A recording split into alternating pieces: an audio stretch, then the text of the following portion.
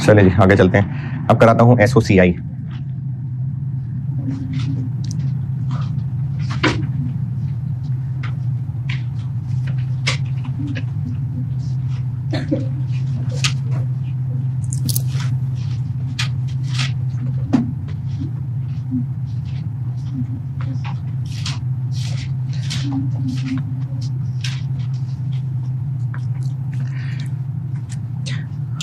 अच्छा एक ना 79 होती थी।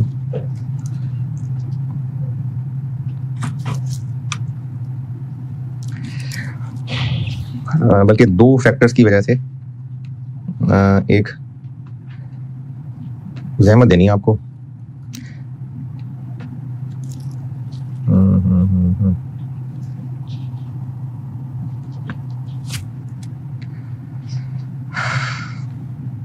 अच्छा जहमत आपको ये देनी है ये सामने बैठे वालों को, रिकॉर्डिंग वालों को तो इतना कोई मसला नहीं होगा, इससे सामने बैठे वालों को जहमत देनी है दो फैक्टर्स की वजह से।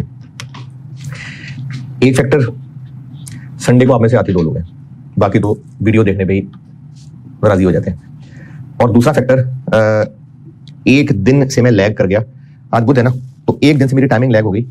मैंने क्या करता हूँ कि एक इतवार लेता हूँ और उस इतवार में मैं एक लास्ट ग्रेड करवा देता हूँ। और ये आप समझ लें कि कोई 10-12 नंबर का सवाल आता है इसमें से, कंपनी और बैंक फंड और ये छोटे छोटे और बहुत छोटे छोटे से फालतू से आइए से छोटे छोटे से, ये मैं एक संडे लिया करता हूँ और उस संडे को मैं ये सारी चीजें कराता हूँ। IFRS 13, IAS 24, IAS 34, IFRIC, IFRS 6, IFRS 14, IFRS 1, IAS 29, IFRIC 7, Islamic standards, public sector, SMEs और एथिक्स और इंश्योरेंस और म्यूचुअल फंड और IAS 26 और बैंक्स। ये मैं कराता होता हूँ एक संडे को, छोटी छोटी सी चीजें। तो अब मेरा ना कंसोलिडेशन में एक दिन मुझे और चाहिए। कंसोलिडेशन खत्म है ऑलमोस्ट। मैंने एक छोटी छोटी चीजों का ना, इससे आगे आप देखेंगे तो अदर इश्यूज करके एक मैंने सेट रखा हुआ है, छोटी मोटी चीजें, और खासतौर पे IFRS 2 से रिलेटेड एक चीज डाली हुई है उसके अंदर। वो और 2 सवालों का बोर्ड का प्लान है, मतलब एक लेटेस्ट ये जून 24 था, वो भी फॉरेन कंसोलिडेशन थी, और एक वो जो आपसे एरर्स वाले सवाल का डिस्कस किया था मैंने। ये 2 सवाल कराने मैंने, तो एक दिन मुझे कंसोलिडेशन पे और लगाना है, फिर कंसोलिडेशन खत्म। तो वो अगर आज का दिन लग जाता तो मैं इस संडे को ये वाला काम करता।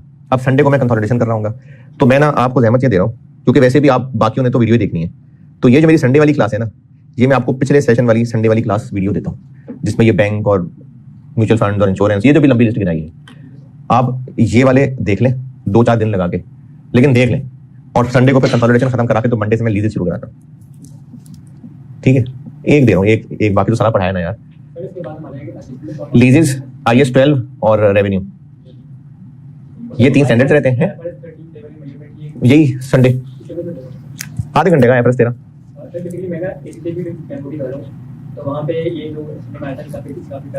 IFRS 13 टफ है, नहीं ऐसे IFRS 13 आप किसी और चीज से मिक्स कर रहे होंगे उसको। IFRS 13 मुश्किल है, अच्छा पता नहीं। तो ये मैं आपको ना ये रिकॉर्डिंग वालों को भी मैं वो ये वीडियो पिछली वाली शेयर करके आप लोगों से शेयर करके, तो अब एक क्लास कंसोलिडेशन पे लगनी है, यानी ये वाला संडे, और मंडे से फिर मैंने लीजेस कराने हैं, और आपका लीजेस IAS 12 और IFRS 15 ये रहता है। और ये कराने के बाद प्लान तो है, लेकिन लास्ट टाइम वाले भी ना लोग भाग गए थे, आखिर में 2 ही बैठे रह गए थे, वो भी फिर भाग ही गए थे। तो एक दिन मैंने प्लान किया होता है कि वो जो मल्टीपल स्टैंडर्ड वाले सवाल हैं, तो वो मैं चाहता होता हूँ कि कोई एक दिन उन पे भी लगा लूँ। तो ये आपकी रिपोर्टिंग रहती है। तो फॉरेन कंसोलिडेशन और कंसोलिडेशन की एक छोटी छोटी चीजें, ये संडे को समेट के कंसोलिडेशन बस फाड़ेगा। अब आप जाने और कंसोलिडेशन जाने। मैंने आपको 23 के सवाल भी कराए हैं, 21, 22, 20, 19, 24 भी कराऊंगा, तो अभी आपने खुद करने हैं। तो ये है जी एजेंडा।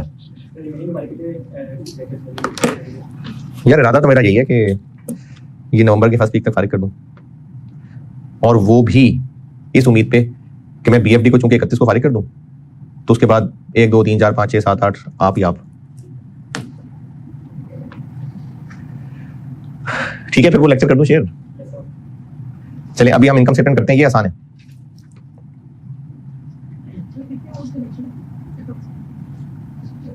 क्या हो गया, कितने आवर्स का है अभी बता देते हैं। ये है जी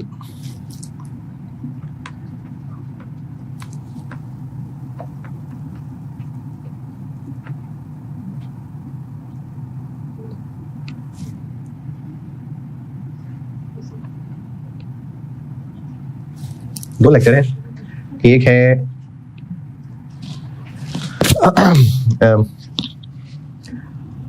पौने 2 घंटे का और एक है जी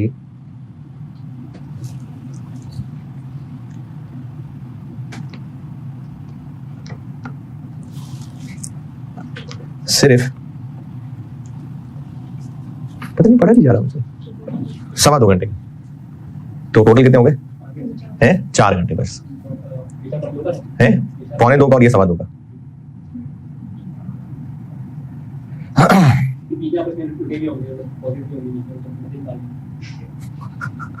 वो आपकी मर्जी है, आप इसको 2 की स्पीड पे लें और क्या करें।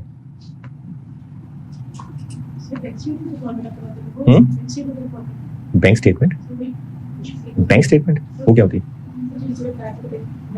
बैंक की फाइनेंशियल स्टेटमेंट्स करवाता नहीं, वो तो आपने रट्टा लगाना है। वो तो मैं बताता हूँ कि ये इसको रट्टा लगा लें, यानी जो मैं नहीं करवाता वही आप कह रही है कि सुना ये करवाते नहीं। बैंक की स्टेटमेंट दिखाता हूँ, सिर्फ रट्टा लगाएं इसको।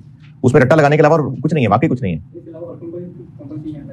इंश्योरेंस है, लाइफ इंश्योरेंस है, नॉन लाइफ है, म्यूचुअल फंड है, IAS 26 है, ये स्पेशलाइज स्टेटमेंट्स कहलाती हैं। तो इन पे ना कोई 8 नंबर का सवाल आ जाता होता है। तो इसीलिए कह रहा हूँ ना, 2-4 दिन में देख लें और सवाल हो तो बिल्कुल पूछ लें।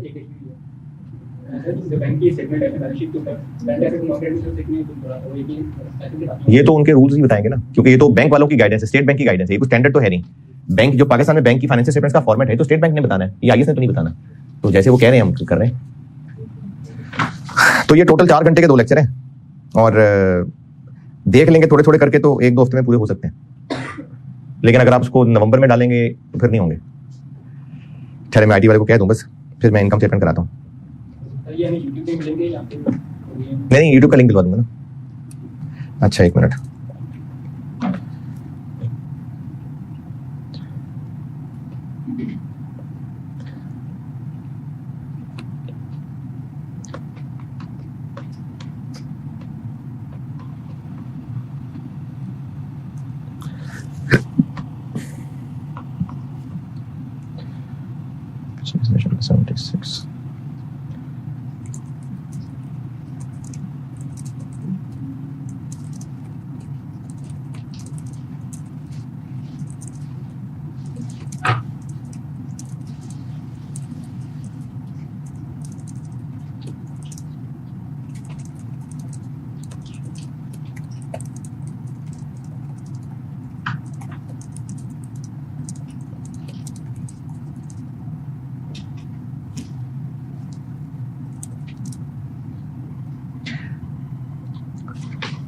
$80, $81, $82, $83।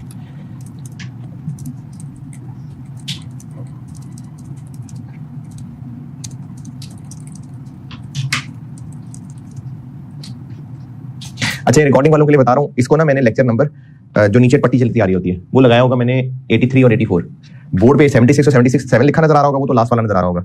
उसमें मैंने पट्टी जो है वो 81, 83 और 84 लगाई होगी, और आपको भी वो 83, 84 के नाम से ही शेयर होगा।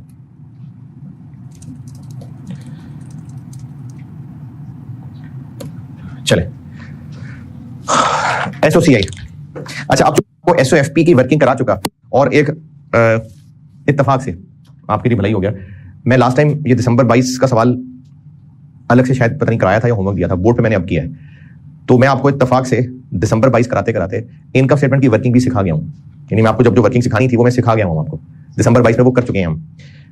तो वो जो फॉरेन कंसोलिडेशन SOCI सिखा रहा हूँ, इसमें एक वर्किंग सिखानी थी जो इत्तेफाक से पिछले सवाल में मैं सिखा चुका हूँ आपको टेक्निकली। इसमें सिर्फ हमने ये करना होता है कि SOFP में हम लोग SOFP को रुपीज में लाने के लिए क्या कर रहे थे। अच्छा दोबारा, एक तो गुडविल की वर्किंग निकाली थी और उसको फिर रुपीज में लिया था, और उसको फिर एक्सचेंज गेन बैलेंस निकाला था। फिर SOFP के साथ क्या काम किया था, कोई एरर है तो ठीक कर लें, फिर उसमें वो एडजस्टमेंट्स डाल दें जो उसकी बैलेंस शीट के अंदर अंदर रह के हो सकती हैं। फेयर वैल्यू एडजस्टमेंट्स, उनकी extra depreciation, intangible assets, contingent liability डाल दी। फिर इक्विटी को प्री पोस्ट में तोड़ लें। फिर रेट, एसेट्स लायबिलिटीज पे ईयर एंड वाला, प्री चीजों पे एक्विजिशन वाला, पैट डिविडेंड पे अपने अपने ईयर का, और फिर बैलेंसिंग फिगर निकालते थे। अब वो रुपीज बैलेंस शीट बन जाएगी और अब एक नॉर्मल सवाल बन जाएगा। SOCI में ये होगा कि हमने पहले उसकी SOCI एरर ठीक करने होंगे, फिर डॉलर SOCI के अंदर ही फेयर वैल्यू एडजस्टमेंट की डेफिनेशन डाल लेनी होगी, वो जो काम एसओएफपी में कर रहे थे डॉलर वाली में, वो इसकी डॉलर इनकम स्टेटमेंट में कर लेंगे। फिर इसको हम रुपीज में ट्रांसलेट करेंगे। किस रेट पे? इनकम एक्सपेंसेस होते हैं फॉर द ईयर, और साल के एक दिन ही अचानक हो जाते हैं, ओवर द पीरियड फैले होते हैं ना, मतलब रोज ट्रांजेक्शन हो रही होती हैं। तो चूंकि वो हर दिन की फैली हुई, पूरे साल के मुख्तलिफ दिनों की फैली हुई ट्रांजेक्शन हैं, तो उनकी ट्रांसलेशन करते हुए एक रेट लगाना मुनासिब नहीं है।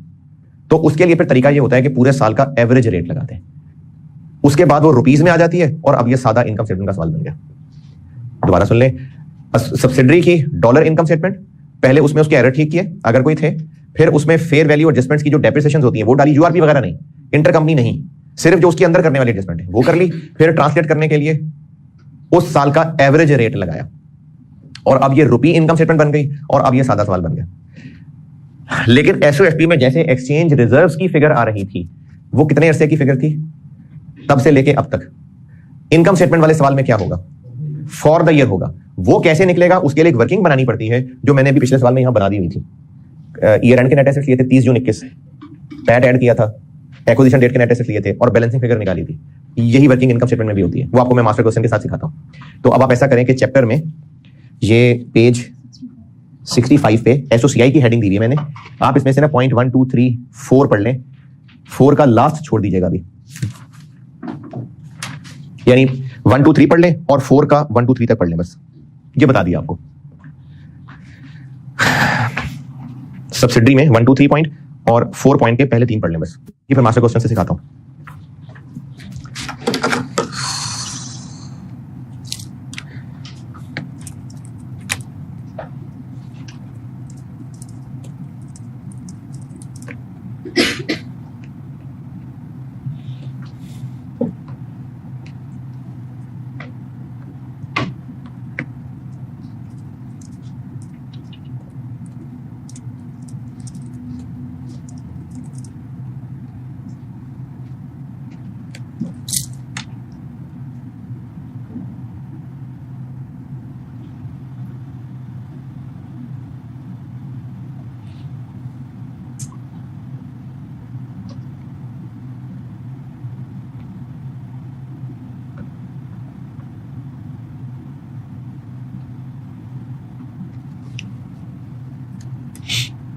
जी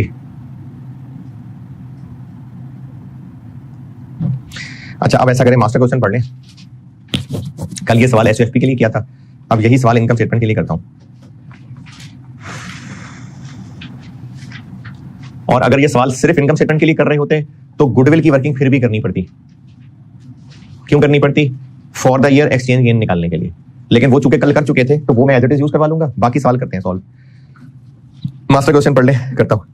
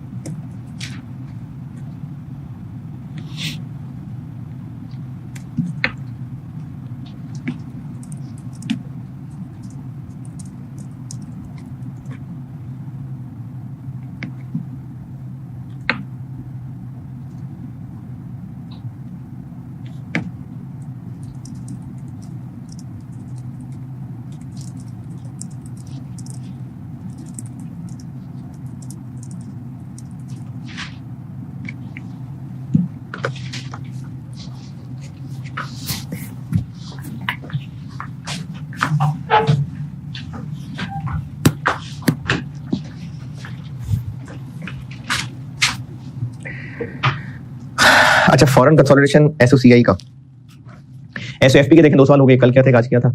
एसओसीआई का ना रिसेंट वाला जून 24, ये मैं संडे को क्लास में करा दूंगा। एक सवाल अगर आप होमवर्क कर सकें तो कर दें। दिसंबर 15 अगर करेंगे तो डिस्कस हो जाएगा, नहीं किया होगा तो ना सही। दिसंबर 15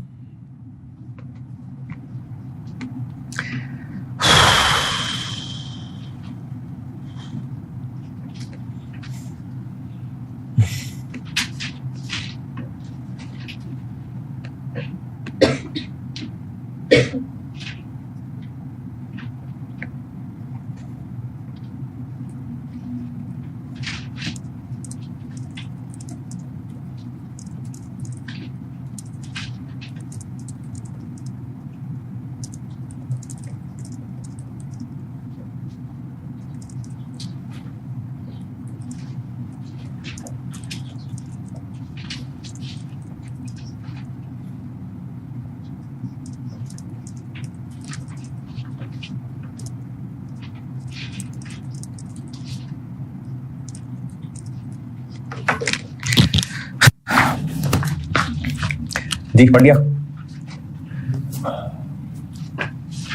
एसओसीआई की ट्रांसलेशन करनी पड़ेगी, जैसे वहां एसओएफपी की कर रहे थे, तो डॉलर, रेट और रुपीस।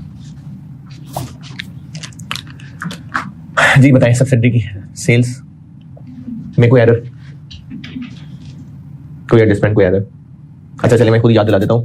एक फेयर वैल्यू एडजस्टमेंट की डेप्रिसिएशन थी और एक वो IS-21 की अपडेशन करना वो भूल गया था। ये दो ही बातें थी, कल किया था ये सवाल।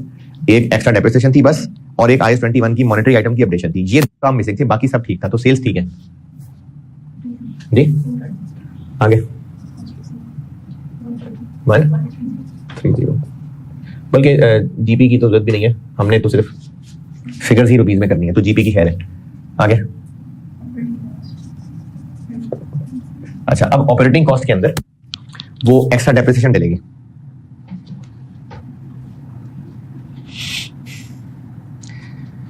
ऑपरेटिंग कॉस्ट दी कितनी हुई है? 30, और एक्स्ट्रा डेप्रिसिएशन कितनी? तो 30 के साथ 3 मिला लेते हैं, 33।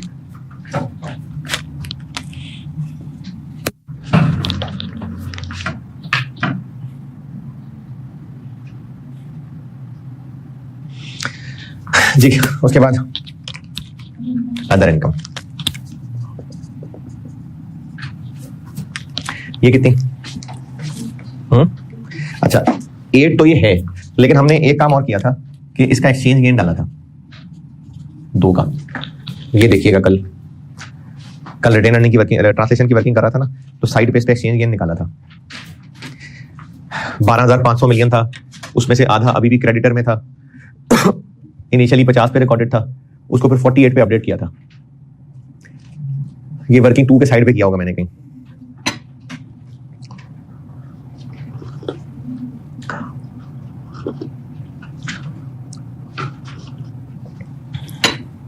मिला, ये वो वाला ऐड कर दी एक्सचेंज गेन 10। आगे नेक्स्ट कितना 20। ओसीआई है कोई? नहीं बस। और इन सब पे हम 2020 का एवरेज रेट लगा लेंगे 128 जी।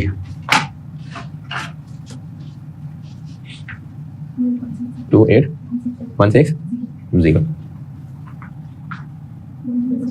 166 40 422 4।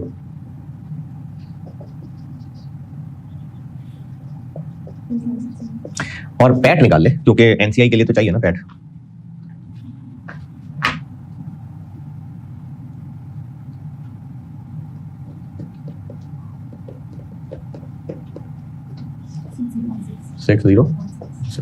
तो इनकम स्टेटमेंट का सवाल है अगर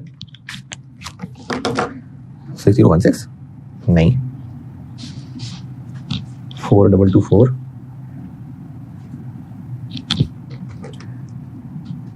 अच्छा ठीक है वो राउंड ऑफ किया हुआ, ठीक है।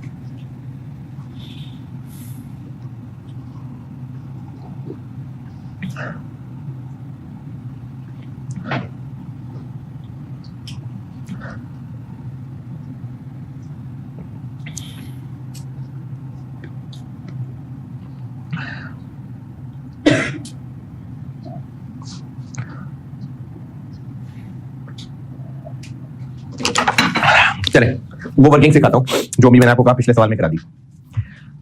एसओएफपी में हम क्या करते थे, एसओएफपी डॉलर में बनाई ठीक करके, जो कंसोलिडेशन एडजस्टमेंट्स डाल सकते थे वो डाल दी, एसेट्स लायबिलिटीज पे क्लोजिंग रेट लिया, प्री पे एक्विजिशन रेट लगाया, पैट डिविडेंड पे उस साल का रेट लगाया और फिर बैलेंस किया तो एक्सचेंज रिजर्व्स की फिगर आ गई। कितने अरसे की? एक्विजिशन से अब तक की। वो एक्सचेंज रिजर्व्स थे, उसको हमने इक्विटी में लिखा था 80%, बाकी 20% एनसीआई के साथ मिलाया था। एक वो एक्सचेंज रिजर्व थे, फिर एक गुडविल के ऊपर एक्सचेंज रिजर्व थे। अगर एनसीआई प्रोपोर्शनेट पे थी तो सारे ही हमारे थे, और अगर एनसीआई फेयर वैल्यू पे थी तो उसको भी 80% किया था। आप एक मेहरबानी ये करें कि आप वो देख लें कल वाले सवाल का सोल्यूशन, मास्टर वाले का मैंने एसओएफपी ट्रांसलेट की थी, उसके बाद बैलेंसिंग फिगर एक्सचेंज रिजर्व निकाला था। कितना मास्टर क्वेश्चन?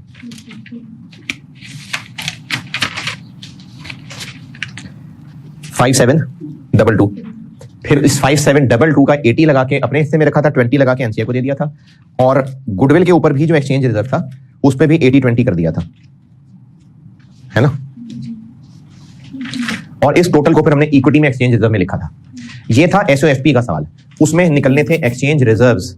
एसओसीआई में exchange gain for the year निकलेगा, और वो कैसे निकलेगा? वो बिल्कुल ऐसे निकलेगा जैसे अभी पिछले सवाल में हमने 2021 का निकाला था। अभी पिछले सवाल में यहां पर 1 जुलाई 20 और 30 जून 21, बीच में एक ही साल था ना, तो चूंकि साल ही एक था तो उसके जो भी गेन थे वो एक्सचेंज रिजर्व ही कह दिए थे मैंने। और ये फिगर्स कैसे निकाली थी? एसेट्स लायबिलिटीज तो थे नहीं।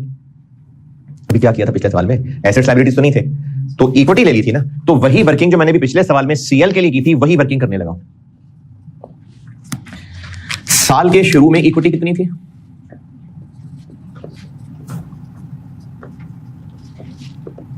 ये वही जो मैंने पिछले सवाल में वर्किंग की थी वही कर रहा हूं। उसमें मैंने इसको साल के शुरू की बजाय एक्विजिशन वाले नेट एसेट्स कहा था। साल के दौरान ये हुआ और एक लाइन छोड़ के ये, और फिर बीच में एक्सचेंज रिजर्व निकाले थे मैंने। यही काम इनकम स्टेटमेंट में करना होता है कि पिछले साल की इक्विटी ओपनिंग, तो पिछले साल की कौन सा रेट? पिछले साल का। जाग रहे हैं कि नहीं जाग रहे हैं? एसओएफपी में हम लोग एक्सचेंज रिजर्व टेक्निकली किन एक्सचेंज रेट्स का डिफरेंस ले रहे हैं? एक्विजिशन डेट और आज तक के रेट्स का। जब एसेट्स और लायबिलिटीज लिख रहे होते हैं, अभी मैंने पिछले सवाल में समझाया था, तो एसेट्स लायबिलिटीज लिखे बगैर हम क्लोजिंग इक्विटी पे ईयर एंड का रेट लगा रहे हैं, एक्विजिशन वाली चीजों पे एक्विजिशन का रेट लगा रहे हैं, प्रॉफिट्स डिविडेंड्स पे दरमियान वाला रेट लगा रहे हैं, और फिर बैलेंसिंग ले रहे हैं ना। तो ये जो एक्सचेंज गेन लॉस आ रहा है ये इक्विटी के ऊपर ही एक्विजिशन और ईयर एंड तक का जो डिफरेंस है वो सब कवर्ड है इसके अंदर। अगर सिर्फ फॉर द ईयर निकालना है तो इक्विटी ईयर एंड वाली और एक्विजिशन वाली, फिर साल के शुरू वाली वो ये। तो एसओसीआई में जो एक्सचेंज गेन निकलेगा वो इस वर्किंग से निकलेगा। साल के शुरू वाली इक्विटी जो कि एक्चुअली पिछले साल वाली इक्विटी है बैलेंस शीट की, साल के एंड वाली इक्विटी पैट एंड, और फिर ये बैलेंसिंग फिगर रुपीस कॉलम में निकलेगी। ये exchange gain loss for the year होगा। तो इस सवाल में बेशक बैलेंस शीट की हेल्प ले लें, बेहतर है कि ना लें, डायरेक्ट करते हैं हम। क्लोजिंग इक्विटी कितनी है? बैलेंस शीट की हेल्प नहीं लेते हम, डायरेक्ट एसओसीआई का करते हैं। एस की क्लोजिंग इक्विटी कितनी है? यानी बैलेंस शीट के सॉल्यूशन का सहारा नहीं लेते, सवाल से ले लेते हैं जी। कैपिटल और retained earnings plus fair value adjustment 18 minus 2 साल की डेप्रिसिएशन, क्लोजिंग इक्विटी।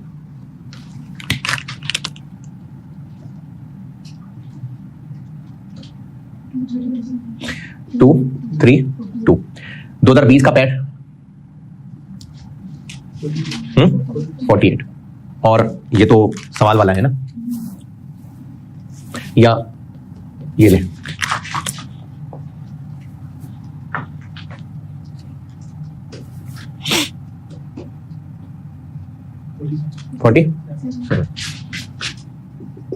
डिविडेंड 2020 का 20, साल के शुरू की इक्विटी, यहीं से ऊपर चले जाए, या अगर आपको ये निकालनी आसान होती तो नीचे आके यहां तक आ जाते। इन 4 फिगर्स तक बताएं, कोई एतराज?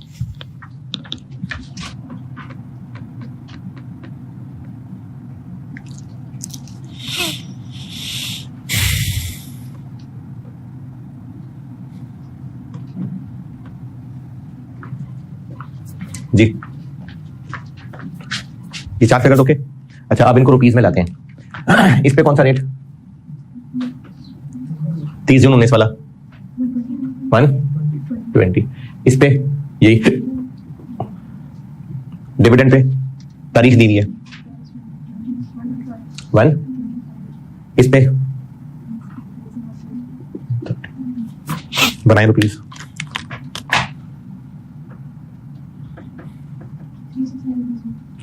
369 एट ये 6016 ये डिविडेंड 36 ये नहीं है 24600 ये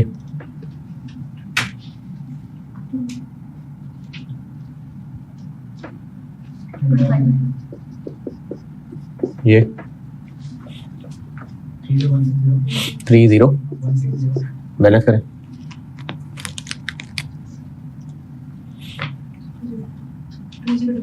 20 डबल ये एक्सचेंज गेन या translation gain for the year, translation कह लें, वो कल भी मैंने उसको सवाल में ट्रांसलेशन कह दिया था, ये आ गया translation gain for the year.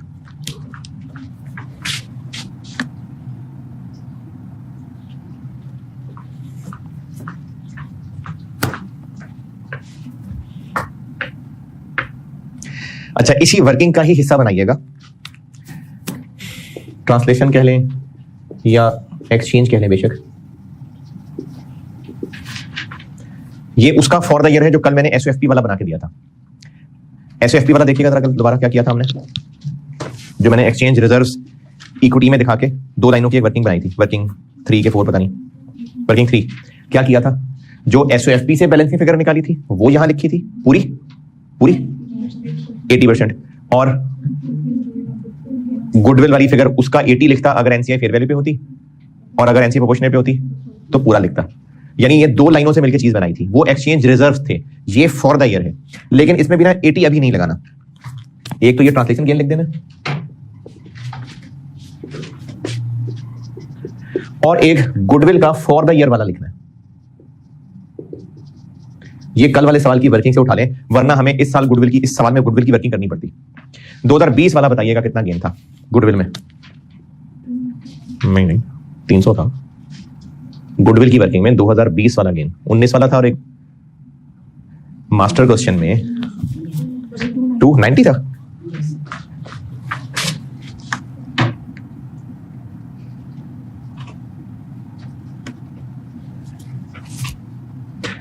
पक्की बात है, क्यों 290 ही होता? डॉलर में क्या निकली थी? हाँ 640 कैसे आई थी? क्या रेट लगाया था? अच्छा ठीक है ओके सही, 290।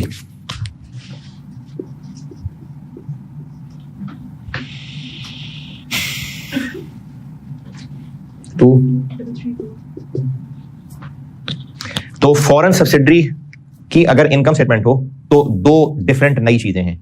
एक, उसके एसओसीआई को पहले डॉलर में बनाएं, सही करके एरर ठीक कर लें, और जो कंसोलिडेशन एडजस्टमेंट्स डाल सकते हैं वो डाल लें, एवरेज रेट लगा के रुपीज में ले आए, एक काम। और दूसरा, exchange gain loss for the year निकालना है, closing equity, opening equity, PAT और डिविडेंड, और ये बैलेंसिंग फिगर निकलेगा। ये निकालने के बाद इसको लिखें और साथ गुडविल वाला फॉर द ईयर भी मिला लें। तो फॉरेन सब्सिडरी इनकम स्टेटमेंट के सवाल में ये 2 नई चीजें। अब कंसोलिडेट करते हैं।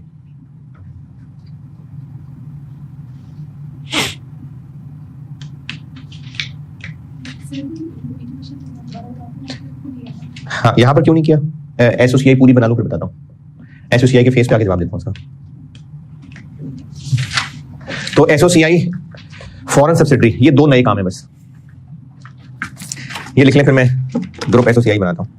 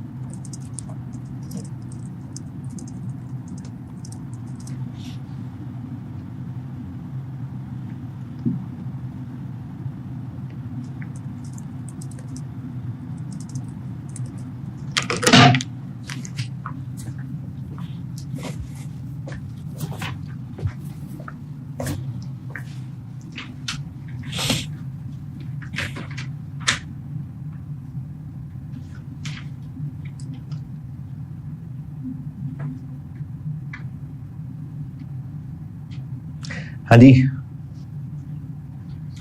यहां तक ओके। चले ग्रुप एसोसीआई बनाते हैं।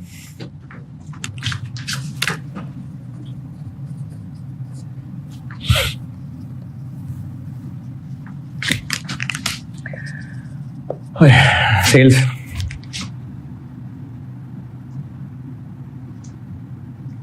जी 35,000 plus 28,160। Cost of sales 18,000 plus 16640। Operating cost 17,000 plus 4224। आगे अदर इनकम जी 5,000 plus 1280 PBT. Tax 4,000 plus 2560 PAT. OCI है सवाल में? नहीं है तो ये अब आ जाएगी। ये ओसीआई आइटम है क्योंकि एसओएफपी में भी हम इसको अदर रिजर्व में लेके जा रहे थे, तो इसलिए ये ओसीआई आइटम है। एक्सचेंज गेन, अगर और भी कोई ओसीआई आइटम आती तो ये भी फिर एक और लाइन आ जाती। कोई रिवैल्यूएशन गेन आ रहा होता, कोई फेयर वैल्यू आ रहा होता, तो ये भी साथ एक लाइन आइटम आ जाती। एक्सचेंज गेन भी कह सकते हैं आप इसको, और इसको ट्रांसलेशन गेन भी कह सकते हैं। ट्रांसलेशन कहना ज्यादा बेहतर इसलिए है क्योंकि एक्सचेंज गेन लॉस तो वो तो अपनी सादी इनकम स्टेटमेंट में भी होता है I-21 वाला, तो इसलिए ट्रांसलेशन का वर्ड कर ले तो बेहतर है। नहीं तो खैर है, कैलकुलेशन करके वर्किंग का रेफरेंस तो हम दे ही रहे हैं। और टोटल कॉम्प्रिहेंसिव इनकम, और इसी से आगे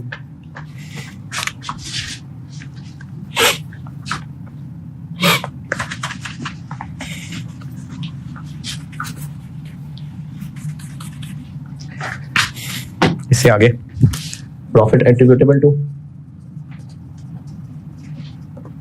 शेयर होल्डर्स ऑफ पी और एनसीआई वर्किंग 3, और total comprehensive income attributable to shareholders of P और एनसीआई, और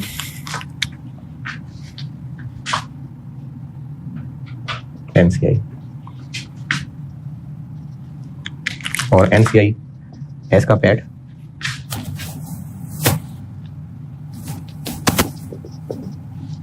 ये एसोसीआई। अब नॉर्मल सवाल शुरू हो, ब्रैकेट्स खोल के P plus S, profit attributable to, total comprehensive income attributable to, और एनसीआई की वर्किंग खोल ली।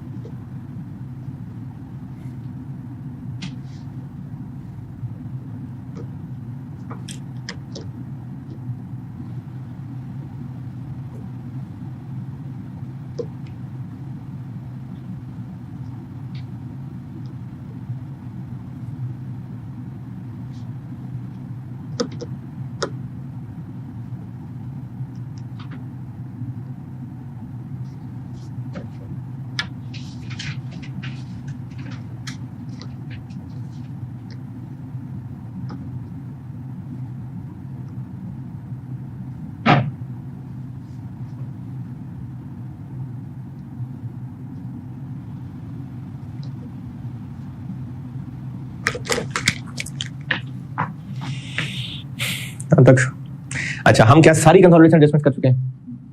नहीं, हमने सिर्फ वो की थी जो एस की इनकम स्टेटमेंट में हो सकती थी। अब और आगे क्या क्या रह गया सवाल, फिर से चलें। 1 2 3 4 5 6 गुडविल की इंपेयरमेंट हम वर्किंग करके निकाल चुके हुए हैं। कितनी? 650 थी शायद, 640, तो यहां आ जाएगी 640, और चूंकि एस एनसीआई फेयर वैल्यू पे है तो फिर यहां से भी लेस होगी।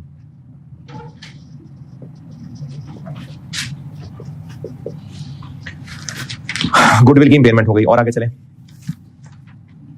फेयर वैल्यू एडजस्टमेंट, एक्स्ट्रा डेप्शन ये डाल ली थी हमने। एक तो इंटर कंपनी सेल को एलिमिनेट करना है, कितना? तो 12,500 यहां से भी गया और 12,500 यहां से भी गया, और यूआरपी सेलर कौन है? पी केस पी, तो बस फिर यूआरपी यहां ऐड करें। कैलकुलेट कितना? डेट बताइए किस दिन बेची थी, तो उस दिन वाला रेट ना बताई होती तो ईयर एंड वाला चल जाता, क्योंकि यूआरपी ईयर एंड की एडजस्टमेंट है। डेट बताई है तो डेट वाला रेट, नहीं तो ईयर एंड वाला भी चलेगा। और मेरे ख्याल में कल निकाल दिया हुआ था ये, वहीं से बता दें बेशक, रिटेन अर्निंग में माइनस किया हुआ था।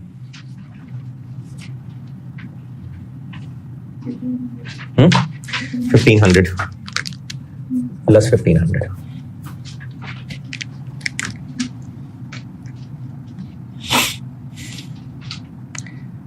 अच्छा, और कुछ और सवाल पड़े कुछ इनकम स्टेटमेंट का?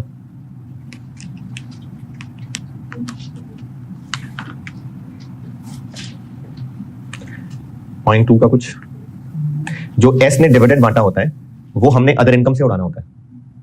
तो एस ने डिविडेंड कितना बांटा है, ये हमें कितना मिला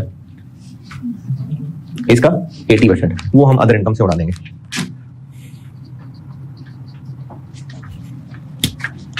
ये पॉइंट 2 डिविडेंड उड़ाया।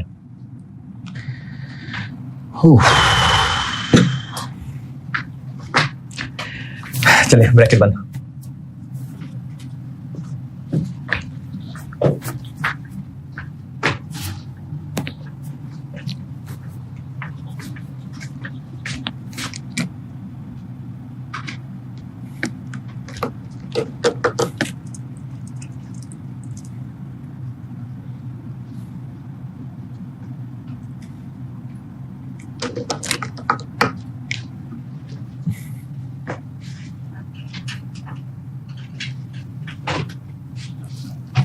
जी बताइए।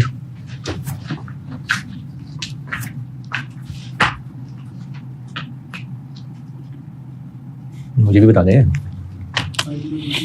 50,660 cost of sales 33,23,640 GP 27020 operating cost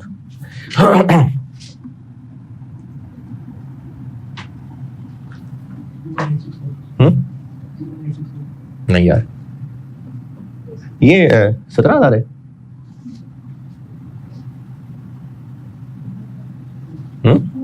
4,000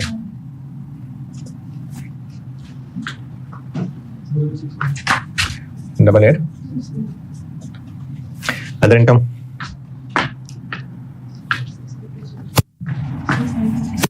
520 PBT नहीं है 659 69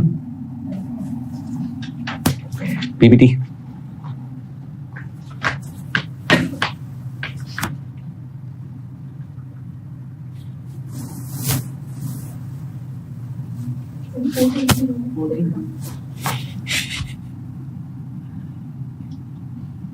four two 80 PBT 22 X 6560 PAT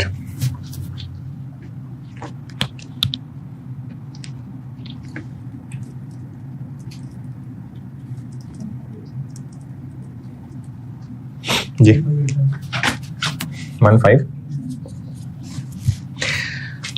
अच्छा आप देखें, कल ना हम ये वाली जो फिगर बैलेंस शीट में निकाल रहे थे, ये एक्सचेंज रिजर्व्स की फिगर थी जो हमने उठा के इक्विटी में लिखनी थी, लेकिन सिर्फ हमारा हिस्सा एनसीआई वाला हिस्सा तो एनसीआई में जाके मिल जाना था, इसलिए 80% लगाया था। अब हम इसको ओसीआई फेस पे दिखाने लगे, तो फेस पे जो आइटम्स आती हैं वो पूरी पूरी आती है ना, 80% थोड़ी आता है, तो इसलिए वहां 80 नहीं लगाया, यहां पूरी फिगर दिखाएंगे 233,4। तो टोटल कंप्रिहेंसिव इनकम हो गई 18,210 15876 18210। ये क्या बना?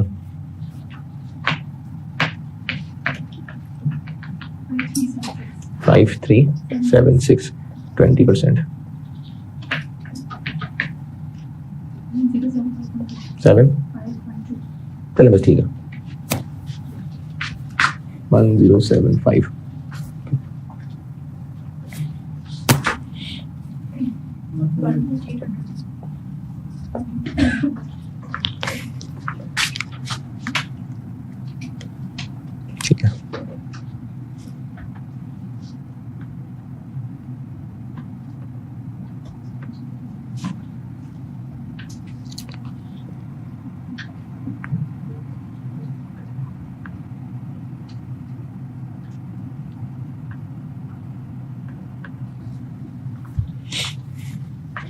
अच्छा आप देखें, हम लोग ये यहां पर एनसीआई निकालते होते हैं, ये वाली प्लस ओसीआई में एनसीआई का हिस्सा। एस की एस सच ओसीआई तो कोई नहीं है, लेकिन अब हमने ग्रुप वन से ये निकाली है ना ओसीआई। अगर एनसीआई प्रोपोर्शनेट पे है तो एनसीआई को सिर्फ इसका हिस्सा देना है, और अगर एनसीआई फेयर वैल्यू पे है तो इसका हिस्सा देना, क्योंकि अगर एनसीआई प्रोपोर्शनेट पे है तो इसमें एनसीआई का हिस्सा नहीं है, तो चूंकि फेयर वैल्यू पे है तो इसके ऊपर 20% लगाएंगे।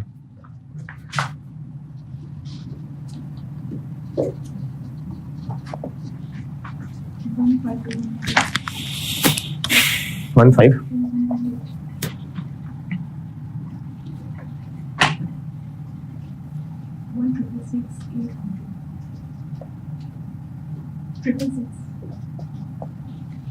ये होती है फॉरेन एसओसीआई।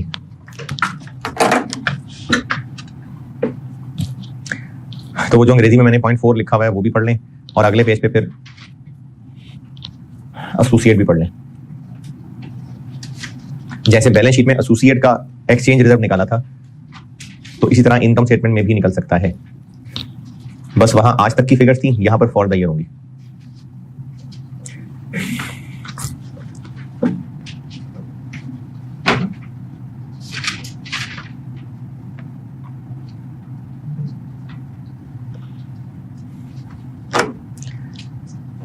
ये जितना भी चैप्टर में बाकी रह गया था ये पढ़ लें, और एसोसिएट वाली भी। बस वहां पर हमने एसोसिएट बनने से ऑनवर्ड सारी फिगर ली थी, यहां पर सिर्फ फॉर द ईयर फिगर लेनी। तरीका भैया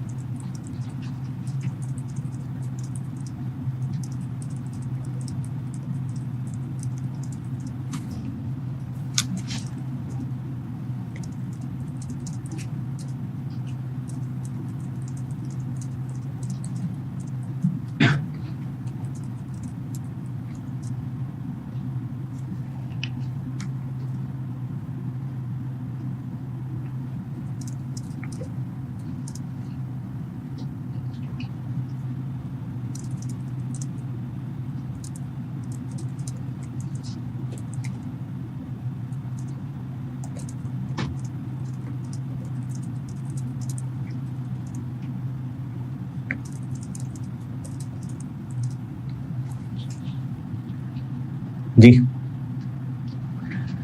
ठीक है भाई, अल्लाह हाफिज।